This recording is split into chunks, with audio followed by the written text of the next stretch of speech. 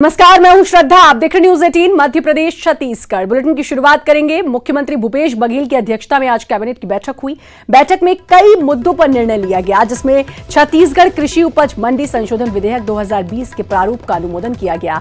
भारत सरकार, जल शक्ति मंत्रालय, पेयजल और स्वच्छता विभाग द्वारा जल जीवन मिशन के क्रियान्वयन के संबंध में निर्णय लिया गया। जल जीवन मिशन के संपूर्ण टेंडर को निरस्त करके भारत सरकार के निर्देशानुसार कार्रवाई की जाएगी। राज्य सरकार द्वारा साल 2012 में राज्य के ग्रामीण अंचलों में त्वरित और सर्वांगीण विकास की पूर्ति के लिए वर्तमान में विकास कार्यों की स्वीकृति के लिए गठित छत्तीसगढ़ राज्य ग्रामीण और अन्य पिछड़ा वर्ग क्षेत्र विकास प्राधिकरण के पुनर्गठन के प्रस्ताव का अनुमोदन किया गया।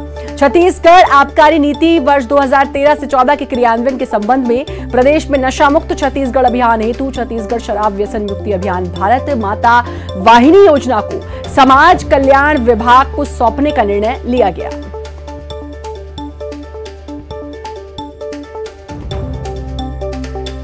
मंत्रिमंडल का ये काम नहीं है। मंत्रिमंडल की बैठक में जो एजेंडा था उसमें ये था कि केंद्र सरकार के गाइडलाइन के अनुरूप जल जीवन मिशन के जो प्रक्रियाएं हैं उसको बनाया जाना चाहिए। उसमें जो डिसेंट्रलाइज करने का प्रावधान है उसको जो SOR वगैरह जो बनाया गया था उसको स्टेट लेवल में बनाया गया था। तो हम लोग चाहते हैं कि केंद्र के इस राशि का प्रदेश में सदुपयोग हो, इसलिए केंद्र के गाइडलाइन का अक्षरशः पालन किया जाए। उस अनुरूप करने के लिए पुरानी प्रक्रियाओं को निरस्त किया गया। आदरणीय मुख्यमंत्री श्री भूपेश जी ने कहा है कि छत्तीसगढ़ के किसानों के लिए जो जरूरत होगी हम उसके लिए चाहे कर्ज लेना पड़े लेंगे, और 1 नवंबर को राजीव गांधी किसान न्याय योजना की तीसरी किस्त किसानों के खाते में डाली जाएगी। जरूरत पड़ेगी तो उसके लिए कर्ज भी लिया जाएगा। जल जीवन मिशन का टेंडर रद्द होने पर रमन सिंह ने सरकार पर जमकर हमला बोला। उन्होंने कहा कि केंद्र से 7,000 करोड़ मिले और इसकी बंदरबाट शुरू हो गई। लोग अपने हिस्से के लिए लड़ाई कर रहे हैं। आपको बता दें, जल जीवन मिशन का टेंडर रद्द हुआ है और इसके बाद पूर्व मुख्यमंत्री रमन सिंह ने सरकार पर हमला बोला। सरकार से 7 करोड़ मिले हैं, उसका बंदरबाट पूरी तरीके से शुरू हो गया है। कोई अपने हिस्से के लिए लड़ रहा है, कोई नहीं अपने हिस्से के लिए लड़ रहा है, और पूरी तरीके से 7 करोड़ का कितना ज़्यादा से ज़्यादा गलत तरीके से इस्तेमाल हो जाए, इस विषय को लेकर झगड़ा है। कोई जांच के लिए कमेटी बना रहा है, कोई उसको टेंडर निरस्त कर रहा है। कुल मिला के न उसमें पारदर्शिता है। इस विषय को लेकर खैर इस विधानसभा में तो चर्चा नहीं होगी। हमारी गंभीर विषय है, लोगों के पानी पेयजल के विषय है, इसमें पारदर्शिता होनी चाहिए। और सुरेंद्र हमारे साथ, हमारे संवाददाता जुड़ चुके हैं। सुरेंद्र, जल जीवन मिशन का टेंडर रद्द हुआ और जाहिर है सियासत होनी थी और अब सियासत भी हो रही है। पूर्व मुख्यमंत्री ने जमकर निशाना साधा है। देखिए श्रद्धा, जिस तरह से ये पूरा टेंडर निरस्त किया गया है और जिस सरकार की पिछले कई दिनों से इस तरह को लेकर चर्चा ये चल रही थी कि जो ये जल जीवन मिशन का जो पूरा टेंडर है उसको निरस्त करने के लिए भी मांग की गई थी ठेकेदारों को द्वारा। लेकिन आज कुछ ठेकेदारों ने मुलाकात की थी। C और जो D ग्रेड के जो ठेकेदार होते हैं उन्होंने भी आज मुख्यमंत्री को ज्ञापन सौंपा था कि इस टेंडर को न निरस्त किया जाए। जेम में जिस तरह से इसमें पूरी तरह से टेंडरिंग की गई है उसी तरह से टेंडर को लागू किया जाए। लेकिन आज कैबिनेट की बैठक में इसमें मोहर लग गई। लेकिन जिसमें राजनीति भी शुरू, क्योंकि इसमें सीधे ये जीवन जल का जो है जीवन से जुड़ा हुआ मामला था और जो नल कनेक्शन देने थे उसको पहले ही टेंडर की प्रक्रिया में ही इस तरह से पूरी अनियमितताएं दिखने लगी। इसीलिए इस कैबिनेट की बैठक में निर्णय लिया गया कि इसको निरस्त कर दिया जाए और जो इसमें केंद्र के द्वारा जो अलग से गाइडलाइंस होंगी, क्योंकि ये केंद्र सरकार और राज्य सरकार की दोनों संयुक्त रूप से ये पूरा ये मिशन था। इसके मिशन के तहत इसमें 10,000 करोड़ रुपए की लागत से ये नल जो कनेक्शन है वो सभी को देने थे। इसलिए काफी महत्वपूर्ण ये योजना थी। उसके तहत जो ये पूरी पचड़े में पड़ती हुई नजर आई और उसके बाद इस टेंडर को निरस्त किया गया है। हालांकि अब दोबारा इस पे किस तरह से आगे बंदरबाट की बात भी कही जा रही है। सुरेंद्र, 7,000 करोड़ केंद्र से लिए गए। पूर्व मुख्यमंत्री साफ तौर पर यह आरोप लगा रहे हैं कि अब इस पूरे मामले में बंदरबाट शुरू हो गई है, आपस में लड़ाइयां हो रही हैं अपने अपने हिस्से के लिए।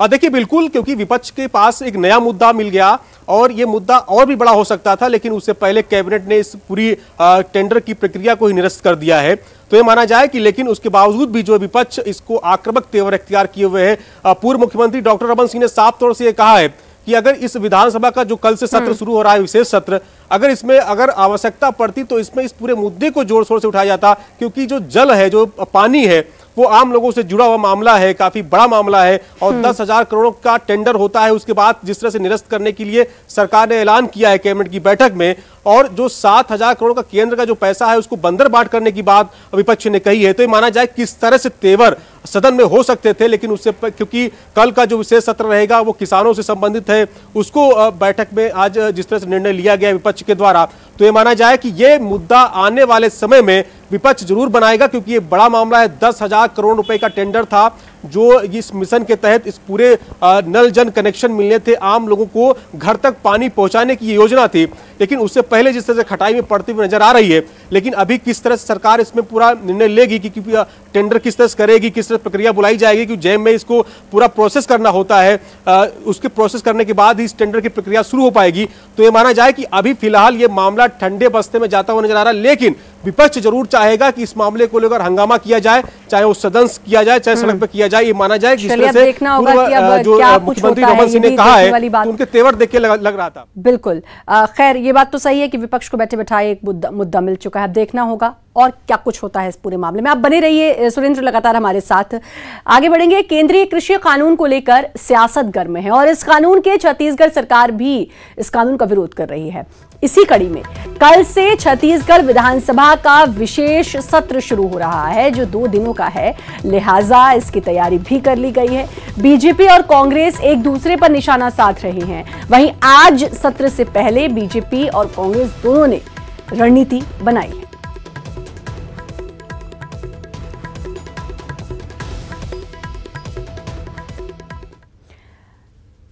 कल से विधानसभा का विशेष सत्र, दिवंगत नेताओं को उसमें श्रद्धांजलि दी जाएगी। सदन में पेश होगा कृषि संशोधन विधेयक। कृषि मंत्री रविंद्र चौबे इसको पेश करेंगे। 2 दिनों का ये विशेष सत्र है विधानसभा का। तो कल से विधानसभा का 2 दिन का विशेष सत्र, कल पहला दिन है। कल दिवंगतों को श्रद्धांजलि भी दी जाएगी। कृषि मंत्री रविंद्र चौबे इस समय कृषि संशोधन विधेयक भी पेश करेंगे और विशेष सत्र बुलाया गया है। हालांकि इसको लेकर भी काफी राजनीति हो रही है कि विशेष सत्र की क्या जरूरत थी, ऐसी क्या आपात स्थिति आ गई थी, ऐसी कौन सी आपातकालीन स्थिति थी जो विशेष सत्र बुलाया गया। ये पूर्व मुख्यमंत्री ने भी कहा है। और कल का सत्र अहम इसलिए भी, इससे पहले भी जल मिशन रद्द होने पर भी उस पर भी घमासान छिड़ा हुआ है, उस पर भी अब लगातार वो मुद्दा सियासी बनता जा रहा है। तो ये भी माना जा रहा है कि उसको लेकर भी इसमें चर्चा हो सकती है। और उससे भी बड़ी बात कि कृषि संशोधन विधेयक कल कृषि मंत्री रविंद्र चौबे पेश करेंगे। 2 दिन का ये विधानसभा का सत्र है, विशेष सत्र ये बुलाया गया है और पहले दिन जो दिवंगत हैं उनको श्रद्धांजलि अर्पित की जाएगी।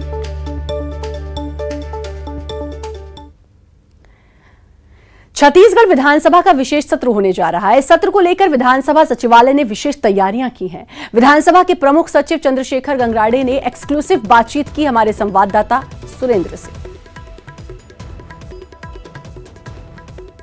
विधानसभा का विशेष सत्र कल से शुरू हो रहा है। हमारे साथ बात करने के लिए प्रमुख सचिव चंद्रशेखर गंगराड़े जी हैं। सर, किस तरह की तैयारियां कर ली गई हैं? कल से विधानसभा का विशेष सत्र शुरू हो रहा है। कल से विधानसभा का सत्र प्रारंभ हो रहा है। ये 2 दिवसीय सत्र है और इस सत्र की संपूर्ण तैयारी हमारे द्वारा कर ली गई है।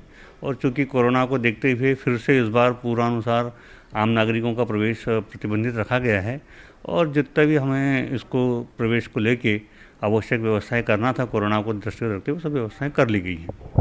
क्योंकि 2 दिवसीय है तो पहले दिन क्या रहेगा, क्या रहने वाला है पहले दिन? इस सत्र का जो बिजनेस है, कार्यसूची वो आज की जारी कर दी गई है, कल की कार्यसूची आज जारी कर दी गई है। इसमें कल निधन का उल्लेख होगा और जो एक शासन की ओर से विधेयक प्राप्त हुआ है वो विधेयक प्रस्थापन और विचार के लिए प्रस्तुत किया जाएगा। सभी विधायक मौजूद रहेंगे तो सदन में किस तरह की तैयारी की गई है? पिछली बार जैसा सोशल डिस्टेंसिंग को देखते हुए हमने ग्लास पार्टीशन किया था, उसी प्रकार ग्लास पार्टीशन अभी भी है और इस बार हमने व्यवस्थाओं में और सुधार किया है।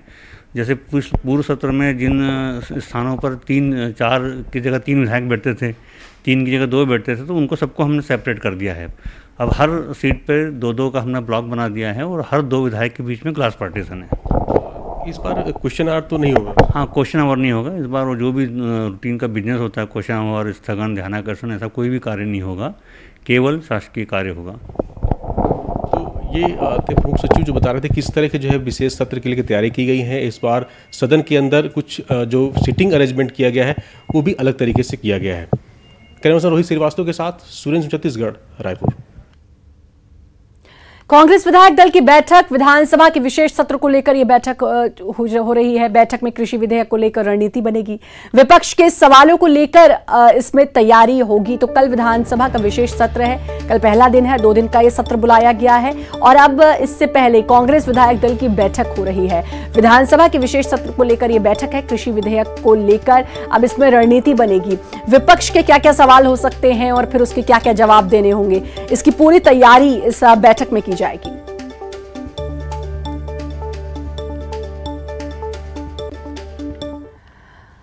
और वहीं दूसरी तरफ बीजेपी की रणनीति तय। बीजेपी विधायक दल की बैठक हुई, सत्र में सरकार को घेरने की तैयारी, सत्र के उद्देश्य को लेकर इसमें चर्चा हुई। धर्मलाल कौशिक का बयान नहीं थी विधेयक लाने की जरूरत, सरकार पर बढ़ से पूर्व सीएम क्या थी सत्र की जरूरत, कौन सा आ गया था आपातकाल, औचित्य पर विधायक करेंगे बात। तो एक तरफ जहां बैठक कांग्रेस विधायक दल की चल रही है जिसमें रणनीति बनेगी, विपक्ष के सवालों के जवाब उसमें तय किए जाएंगे, पूरी तैयारी की जा रही है कल होने वाले सत्र के लिए। तो वहीं दूसरी तरफ बीजेपी की रणनीति तय हो चुकी है। बीजेपी ने किस किस मुद्दों पर सरकार को घेरना है, किन किन बातों पर घेरना है, ये तय कर लिया है। सत्र के उद्देश्य को लेकर भी चर्चा हुई। धर्मलाल कौशिक ने कहा कि विधेयक की जरूरत नहीं थी, पूर्व सीएम सरकार पर बरसे, बोले ऐसी क्या आपातकाल आ गया था जो विशेष सत्र बुलाने की जरूरत पड़ी, औचित्य पर विधायक बात करेंगे।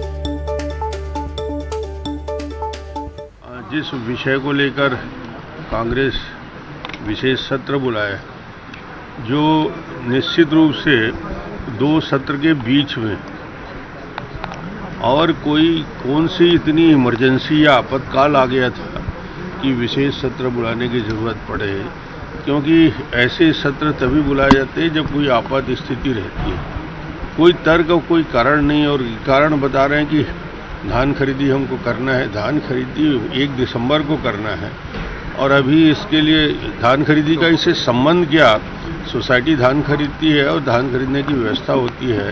इस कानून का, इस बिल का कोई उससे न लेना या न देना। तो ये एक प्रकार से भारतीय जनता पार्टी के सारे विधायक अपनी बात को रखेंगे, औचित्य के विषय में भी प्रश्न रखेंगे और जितने भी मुद्दे उन्होंने उठाए हैं इस एक्ट के संबंध में, उसकी कानूनी वैधानिक जो गड़बड़ियां हैं उस विषय को लेकर एक एक सदस्य बोलेंगे। सबसे पहली बात तो यह है कि जो केंद्र सरकार जो लाए हैं और जिस बात को लेकर के हल्ला मचा रहे थे कि वो किसान विरोधी बिल है, लेकिन जिस प्रकार से यहाँ संशोधन लाए हैं तो एक तो ये साबित कर दिए कि जो केंद्र ने लाए हैं वो सब किसान विरोधी नहीं है बल्कि किसान के हित में है। और दूसरी बात, यहाँ पर जो बिल लेकर के आए हैं वो बिल वास्तविक में किसान को जो लाभ मिलना चाहिए, उस बिल को देखने के बाद में एक नज़र में ऐसे कोई उसमें उल्लेख नहीं है कि जिससे किसानों के हित में हो और किसानों के लिए लाया गया हो, बल्कि राज्य सरकार को कैसे आमदनी बढ़े, मंडियों के केवल विषय में, मंडी के विषय में बातचीत उसमें है। तो जो किसानों की दुहाई दे रहे हैं, तो इस बात को लेकर के पूरे विस्तार के साथ में चर्चा। और सुरेंद्र हमारे साथ, हमारे संवाददाता जुड़ चुके हैं। सुरेंद्र, कल से शुरू होगा विशेष सत्र विधानसभा का, लेकिन उससे पहले अब जो विपक्ष है वो पूरी तरीके से तैयार है और बार बार हमले भी बोल रहा है कि भाई क्या जरूरत थी आखिर इस सत्र को लाने की, ऐसी क्या आपातकाल की स्थिति आ गई थी। वहीं दूसरी तरफ कांग्रेस विधायक दल की बैठक। देखिए श्रद्धा, सबसे बड़ी बात यह है कि जिस तरह से विशेष सत्र को बुलाया गया है और विपक्ष क्योंकि विपक्ष में है तो वो आवाज उठाएगा और विरोध में ही आवाज उठाएगा, और जिस तरह से जो मंडी संशोधन विधेयक 2020 को लेकर जिस तरह से ये बातचीत हुई है और जो कैबिनेट में मंजूरी दी गई है उसको सदन की पटल पे कर रखा जाएगा और उस पर चर्चा होनी है और विधानसभा के जो संसदीय कार्य मंत्री हैं रविंद्र चौबे इस पूरे जो विधेयक को सदन के पटल पर रखेंगे और फिर चर्चा के लिए इसमें पूरी तरह विस्तार से चर्चा की जाएगी। पक्ष और विपक्ष के सारे नेता इसमें विस्तार से चर्चा करेंगे कि इस विधेयक की आखिर आवश्यकता क्या है। उसके बाद ये राज्यपाल के पास जाएगा। लेकिन उससे पहले जिस तरह से जो विपक्ष ने पूरी रणनीति बनाई है कि आखिर आवश्यकता क्या पड़ी विशेष सत्र को बुलाने के लिए, क्योंकि केंद्रीय कृषि बिल जो पास हुआ है उसमें जो किसानों के हित की बात कही गई है, ऐसा बीजेपी के जो नेता है उनका कहना है। लेकिन उसको शुरू से ही जिस दिन से ये विधेयक जो कानून बना है, कृषि कानून जो नया पास हुआ है केंद्रीय कृषि कानून, उसको लेते हुए शुरू से ही कांग्रेस की हमलावर रही है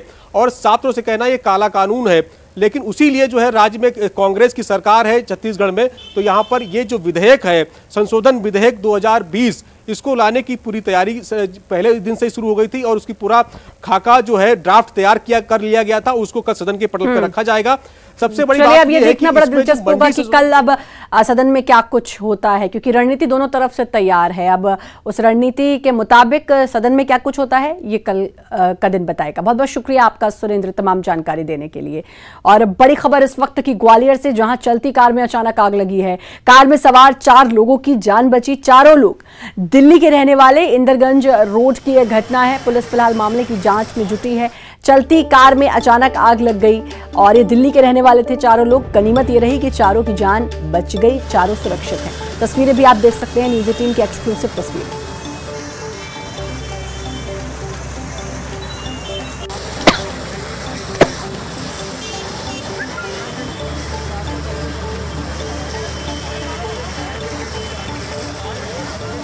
ये तस्वीरें आप देख सकते हैं ग्वालियर, जहां चलती कार में अचानक आग लग गई। फिलहाल पुलिस तफ्तीश कर रही है।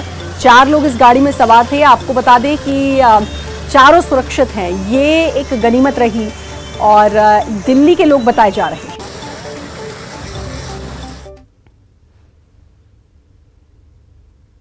वक्त एक छोटे से ब्रेक का है, जल्द हाजिर। ब्रेक के बाद एक बार फिर से आपका स्वागत है और अब बात करते हैं मरवाही की महाभारत की। मरवाही उपचुनाव पर पूर्व मुख्यमंत्री रमन सिंह बोले। डॉक्टर रमन सिंह का कांग्रेस पर वार, कहा कि सिर पर बैठा है पराजय का भय, सरकार ने लगा दी अपनी ताकत चुनाव को प्रभावित करने की कोशिश। मरवाही में पराजय का भय उनके सिर पे बैठा हुआ है और वो जितने तरीके से रोक सकते हैं अप्रजातांत्रिक तरीके अपनाने की कोशिश कर सकते हैं, कर रहे हैं। पूरी शक्ति लगा दी है। 50 विधायक, मंत्री, पूरी सरकार लगी है और एक प्रकार से पराजय का भय उनको दिख रहा है। मगर मैं आपको कहना चाहूँगा कि मरवाही की जनता पूरी ताकत से एकजुटता है और निश्चित रूप से कांग्रेस वहाँ पे पराजित होगी। भारतीय जनता पार्टी प्रत्याशी अच्छे से जीतेंगे। मरवाही उपचुनाव की सरगर्मी तेज है। इस कड़ी में बीजेपी नेता रामदयाल उइके ने बड़ा बयान दिया है। उन्होंने कहा कि जानबूझकर सरकार ने प्रशासन पर दबाव डालकर मेरे भतीजे अमित जोगी का फॉर्म निरस्त कराया। अब जनता कांग्रेस का वोट बीजेपी को जाएगा। उइके ने अमित जोगी को बताते हुए कहा कि जोगी परिवार से मेरे पारिवारिक संबंध हैं। छत्तीसगढ़ में स्थानीय पार्टी का अस्तित्व नहीं, इसीलिए बीजेपी में गया। कांग्रेस में आदिवासियों को दबाने का प्रयास किया गया। आपको बता दें उइके ने साल 2000 में अजीत जोगी के लिए अपनी सीट खाली की थी।